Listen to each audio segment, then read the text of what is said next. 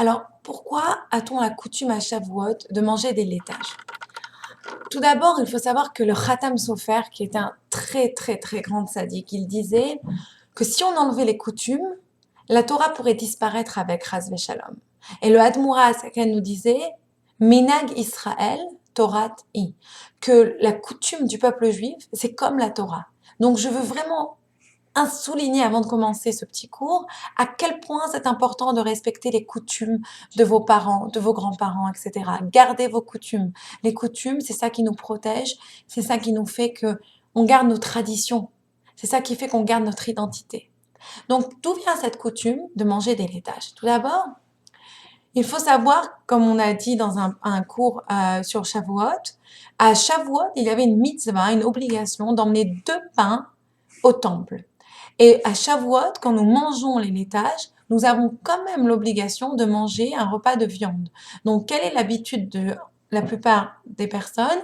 C'est de faire un repas de lait et d'attendre à peu près 1 heure et là, de manger un repas de viande. C'est très important de manger aussi un repas de viande à Shavuot car c'est un jour de Yom Tov, c'est un jour de fête et on célèbre la fête d'après la Torah en mangeant de la viande. Donc, en faisant, si vous voulez, un repas de lait et un repas de viande, nous faisons 2 repas. C'est pour rappeler les 2 pains que nous emmenions en sacrifice au temple. Donc, c'est la première raison de manger des laitages. Une deuxième raison, lors du don de la Torah, les Juifs ont reçu donc la Torah le jour du Shabbat. Et là, on leur a demandé de respecter les lois de la cacheroute. Et le jour du Shabbat, il nous est interdit de faire la shrita, d'abattre rituellement une bête. Donc, les Juifs ne pouvaient pas manger de viande. Donc, ils ont dû manger des laitages. Et pour se rappeler de cela, nous mangeons aussi des laitages aujourd'hui. Troisième raison, la Torah est comparée au lait qui nourrit, comme le lait d'une maman, comme le lait d'un bébé. Le lait du bébé qui mange de la maman. Et donc, cela vient aussi c'est aussi une des idées pourquoi nous mangeons des laitages. Cela vient aussi de cette idée-là, de lait qui nourrit, donc la Torah qui nourrit, etc. Donc, on mange du lait pour se rappeler de cette idée. On dit aussi que le lait, c'est blanc, et le blanc, c'est la couleur de la pureté. La Torah, elle nous apporte à chacun la pureté. Il y a une autre idée de la chassidoute qui est assez forte, qui dit que c'est quoi le lait? Le lait vient du sang. Et le sang, c'est ce qui nourrit, c'est la vie. Et le lait est en fait du sang qui s'est transformé. C'est pareil, la Torah, c'est ça qui rentre à l'intérieur de nous et c'est ça qui va se transformer en énergie qu'on va réussir à répandre autour de nous. Le mot hébreu pour le lait est chalav. Si vous faites la valeur numérique du mot chalav, chet lamed vet, vous avez le chiffre 40. Et nous savons tous que Moïse, est monté sur le Sinaï 40 jours et 40 nuits pour recevoir la Torah. Et donc, c'est aussi un petit clin d'œil, nous mangeons du lait, un petit clin d'œil pour nous rappeler ces 40 jours et ces 40 nuits que Moshe a passé donc pour recevoir la Torah. Quand Moshe est monté pour recevoir la Torah, les anges ont refusé de lui donner. Et ils étaient prêts à le brûler vif. Ils ont dit à Dieu, aide-moi. Dieu lui a dit, non, débrouille-toi. Vas-y, débrouille-toi. Toi, à toi de voir ce qu'il faut faire. Donc Moshe a commencé à parlementer avec les anges pour essayer de les convaincre de lui donner la Torah. Il leur a dit, mais pourquoi vous voulez prendre la Torah, s'il vous plaît? J'ai besoin de la Torah. Les anges ont refusé. Et Moshe a une idée. Il leur a dit, vous savez, est-ce que vous avez une bouche, vous, pour manger? Ils ont dit non. J'ai dit, alors comment vous allez faire toutes les mitzvot, tous les commandements qui sont reliés à la bouche? Ne pas dire de la shonara, ne pas manger cachère ou pas cachère. Les anges ne savaient pas quoi répondre. Il leur a dit, est-ce que vous pouvez marcher? Est-ce que vous avez des pieds comme nous? Ils ont dit non. Comment vous allez faire toutes les mitzvot où il faut marcher, faire par exemple Bikur Cholim, aller voir un malade? Vous n'avez pas de malade ici. Et donc Moshe a réussi à convaincre les anges de lui donner la Torah. Et donc, quand nous mangeons seulement du laitage et nous attendons et après cela nous mangeons de la viande, nous prouvons aux anges que nous méritons d'avoir reçu la Torah parce que nous faisons les mitzvahs de la Torah. Quelle mitzvah nous faisons à ce moment-là? La mitzvah de ne pas mélanger le lait et la viande. Donc, le fait de faire un repas de laitage, ça rappelle aux anges qu'on mérite et qu'on respecte la Torah d'une manière que eux ne pourraient pas respecter. À Shavuot, nous avons aussi une autre coutume. Nous avons la coutume de veiller, la veille de Shavuot, le premier soir de Shavuot. Donc, nous ne dormons pas. Quelle est la raison de cette coutume? On dit que la veille du don de la Torah, les Juifs se sont endormis. Et Dieu a dû les réveiller avec des tonnerres et des éclairs. pour rattraper, et on dit que c'est une honte. Pourquoi? Imaginons, on vous dit, je t'offre un énorme cadeau. Tu vas bouillir d'impatience. Tu vas vouloir à tout prix rester réveillé pour recevoir ce cadeau. Et pourtant, les Juifs se sont endormis. Donc, pour montrer à Dieu à quel point nous apprécions le don de la Torah, à quel point nous remercions qu'il nous a donné, qu'il nous a choisi en son peuple, nous restons réveillés toute la nuit de Shavuot, justement, pour recevoir cette Torah-là qu'il nous a donnée, pour lui montrer que nous sommes intéressés et que nous le remercions. À Shavuot, nous avons une autre coutume, c'est de lire la Megillah de Ruth, de lire le livre de Ruth. Qu'est-ce que ce livre a de si spécial? Ruth était une princesse de Moab, une princesse moabite, qui était donc mariée avec un jeune homme qui était venu d'Israël. Ce jeune homme était venu avec son père et son frère et sa mère, Naomi, et ils étaient partis, ils avaient quitté Israël. Pourquoi? Parce qu'il y avait la famine en Israël. Et eux étaient très très riches, mais ils étaient radins. Ils ne vous en avaient marre que les gens tapent à leur porte pour leur demander de la charité. Donc ils ont décidé de partir pour ne pas avoir à partager leurs biens. Dieu les a punis, le père et les deux fils sont morts. Et la seule qui est restée, c'était la mère qui avait refusé, qui ne voulait pas vraiment déménager, et la mère qui était quand même bonne. Elle est restée vivante avec ses belles-filles.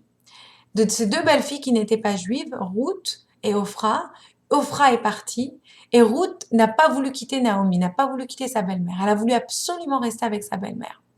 Elle a dit à sa belle-mère, j'irai où tu iras, je ne te quitterai pas. Et on dit que sa belle-mère, 3 fois de suite, essaye de la repousser. 3 fois de suite, lui dit non, ne viens pas, reste où tu es, n'as pas besoin de venir, etc. Et on en déduit d'ailleurs de ces 3 fois, en petite parenthèse, les lois de la conversion. Que si une personne veut se convertir, on la repousse 3 fois avant de l'accepter dans notre peuple, pour être sûr que la personne est sérieuse. Et donc, Ruth montre qu'elle est sérieuse, elle va venir en Israël avec Naomi, et là, elle ne va pas avoir honte d'aller ramasser à manger comme les pauvres, d'aller glaner des épis, juste pour donner à manger à Naomi. Elle fait preuve d'un chesed, d'une bonté énorme. Attention, ne confondons pas chesed et tzedaka. Chesed, c'est la bonté, c'est faire plus que ce qu'on te demande. Tzedaka, c'est la justice, c'est faire juste ce qui est juste. Chesed et tzedaka sont deux notions très différentes. Ruth représente chesed, la bonté. Elle n'avait aucune obligation de suivre Naomi, mais elle l'a fait avec tout son cœur. Elle a absolument voulu amener à Naomi à manger, s'occuper de sa belle-mère, etc.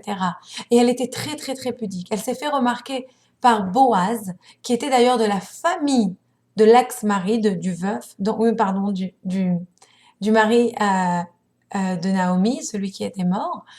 Et donc, quand Boaz va la remarquer à quel point elle est bonne, à quel point c'est une femme qui a beaucoup de bonté et à quel point elle est pudique, il va donc se marier avec elle. Ils vont avoir un enfant et de cette union va naître encore 2 garçons. Donc, un enfant va avoir un autre enfant qui va avoir un autre enfant pour arriver au roi David. Et donc, nous voyons ici que Ruth, elle a mérité par sa bonté à être la grand-mère du roi David, l'arrière. Donc, c'est elle qui a la lignée du roi David. Et ça, on le lit à Shavuot. Pourquoi? Pour nous rappeler que de la même manière que Dieu nous a fait la bonté, un don de la Torah, de la même manière, Ruth, elle nous a appris la bonté, qu'il faut jamais abandonner ceux qui en ont besoin. Et c'est elle qui a mérité d'avoir le roi David qui va donner naissance au Mashiach, au Messie, et qui va nous délivrer de cet exil dans lequel nous sommes maintenant. À Shavuot, nous avons une autre coutume, c'est de lire les Tehillim. Pourquoi les Tehillim? Et c'est assez intéressant que le roi David, justement, est mort le jour de Shavuot, et lui qui a écrit la plupart des Tehillim. Mais il y a une autre personne qui était avec une connexion très très forte avec les Tehillim, c'était le rabbi Israël Baal Shem Tov, qui a aussi sa Iloula à Shavuot. Et on raconte sur le rabbi Israël Baal Shem Tov qu'il était toujours très très proche des gens très simples, des gens qui ne connaissaient pas beaucoup de Torah. Il était toujours proche d'eux, il les respectait énormément. À une époque où ils étaient dénigrés, on donnait de l'honneur seulement aux gens qui étudiaient la Torah, aux sages. Et pourtant, le Baal Shem Tov faisait très attention. Il éduquait tous ses élèves à respecter les gens simples qui lisaient des Tehillim, qui ne savaient pas étudier la Torah, mais qui lisaient des Tehillim. Pour lui, ces gens-là valaient plus que tout. Et on raconte cette histoire où une fois, le Baal Shem Tov, il a vu que ses élèves, ils se moquaient, justement, de gens simples. Il leur a dit, venez ici. Il a mis sa main sur l'élève qui était à côté de lui et son autre main sur l'élève qui était à côté de lui. Et il a demandé à tous ses élèves de faire une chaîne, que chacun mette la main sur l'épaule de l'autre. Et quand ils ont tous fini de mettre la main, quand la chaîne elle a été, si vous voulez, complète, le Baal Shem Tov, il a fermé ses yeux et il a demandé à tout le monde de fermer ses yeux. Et là, ils ont vu des chants qui allaient directement au trône de Dieu, qui étaient emmenés par les anges. Ils ont dit, mais d'où viennent ces chants? Quels sont ces chants? Et là, ils ont réalisé que c'était les chants des Tehillim. Et quand le Baal Shem Tov a enlevé ses mains, il s'est retourné vers eux et leur a dit, regardez, ces gens simples dont vous vous moquez, ces gens simples que vous avez dénigrés, c'est eux qui chantent les Tehillim. C'est leurs Tehillim qui ont une tellement grande valeur qui montent directement jusqu'au ciel. On ne se rend même pas compte de l'importance des Tehillim. C'est pour ça que c'est une très belle coutume, en l'honneur du David Améler, du roi David, et en l'honneur du Rabbi Israël Baal Shem Tov, de lire des Tehillim le jour de Shavuot. Et donc, je vais terminer avec un autre commandement, une autre coutume très important, c'est d'aller à la choule et d'écouter les 10 commandements. Le premier jour de Shavuot, d'aller à la choule et d'écouter les 10 commandements. Et ces 10 commandements sont les 10 commandements de la Torah. Alors, redonnons-les dans l'ordre. Je vais essayer de les montrer ici. Je ne sais pas si on arrive à les voir. Donc, je suis l'Éternel ton Dieu qui t'a sorti d'Égypte. Tu n'auras pas d'autre Dieu que moi. Tu ne prononceras pas le nom de Dieu en vain. Souviens-toi du jour du Shabbat pour le sanctifier. Honore ton père et ta mère. Tu ne tueras pas. Tu ne commettras pas d'adultère. Tu ne kidnapperas pas, donc tu ne commettras pas d'enlèvement. Tu ne porteras pas de faux témoignages contre ton voisin. Tu ne convoiteras pas les possessions de ton voisin. Et on voit que ces 10 commandements, d'un côté, vous avez les 10 commandements, les 5 commandements entre Dieu et l'homme, pardon. Et de l'autre côté, vous avez les 10 commandements entre l'homme et l'homme. Et ce qui est très intéressant, c'est si vous calculez combien de mots vous avez dans cette partie, entre Dieu et l'homme, 146 mots. Et si vous calculez combien de mots vous avez entre l'homme et l'homme, vous avez 26 mots. Et 26 mots, vous le savez très bien, c'est le nom de Dieu. C'est pour nous rappeler que respecter son prochain, ça a autant de valeur que respecter Dieu lui-même. D'ailleurs, dans la Torah, on dit Derech Eretz Kadma la Torah, que le respect de l'autre, la politesse, vient avant la Torah. Et il y a une autre chose très intéressante que j'aimerais vous faire remarquer, c'est que ces 10 commandements sont équivalents. C'est-à-dire que dans les 10 commandements, si vous regardez bien, on peut les comparer. Le premier commandement, c'est quoi? C'est tu n'auras pas d'autre Dieu que moi. Et dans le deuxième, on te dit quoi? Tu ne tueras pas dans le 6e. Quel rapport entre le premier et le 6e? Si tu te rappelles que celui qui sauve une vie sauve un monde, comme dit dans la liste de Schindler.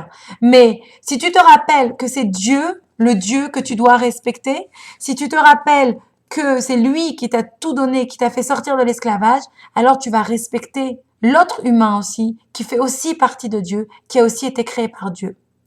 Le deuxième commandement peut être comparé au 7e. Tu n'auras pas d'autre Dieu que moi, tu ne commettras pas d'adultère. Vous voyez bien ici l'idée d'exclusivité. De la même manière qu'il faut que tu apprennes à avoir un seul Dieu et à le respecter, tu dois apprendre qu'un homme et une femme ont un seul partenaire et il faut respecter cela. Le 3e commandement peut être comparé au 8e. Tu ne prononceras pas le nom de Dieu en vain et tu ne commettras pas d'enlèvement. Quand tu te rappelles, quand tu prononces le nom de Dieu en vain, c'est parce que tu es devenu trop familière avec Dieu. Tu te permets de profiter de Dieu au point de dire son nom en vain. Le kidnapping, c'est un peu la même idée. Tu profites de ton ami au point, tu es familier avec lui au point d'en faire ton business. Tu oublies le respect basique que tu dois à ton ami. Le 4e commandement, qui peut être comparé au 9e. Souviens-toi du jour du Shabbat pour le sanctifier.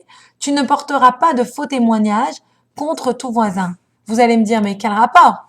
Le Shabbat, c'est quoi? Le Shabbat, c'est le temps de se consacrer sur ce qui est vrai dans nos vies, la vérité. On se rappelle, on fait une pause. On se rappelle que ce qui est vrai, c'est pas de courir pour l'argent, mais c'est d'être avec ses enfants, d'être à la maison, d'être avec son conjoint, d'aller prier Dieu, de se reconnecter. C'est toutes ces choses qui sont vraies. Tu ne porteras pas de faux témoignages. C'est la même idée. Tu dois te rappeler de toujours dire la vérité, de ne jamais mentir, et spécialement contre ton voisin.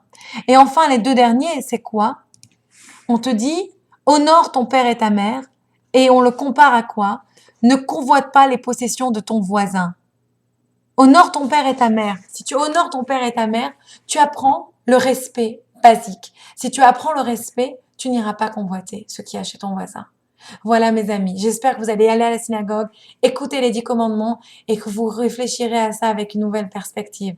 Chag Sameach, bonne fête.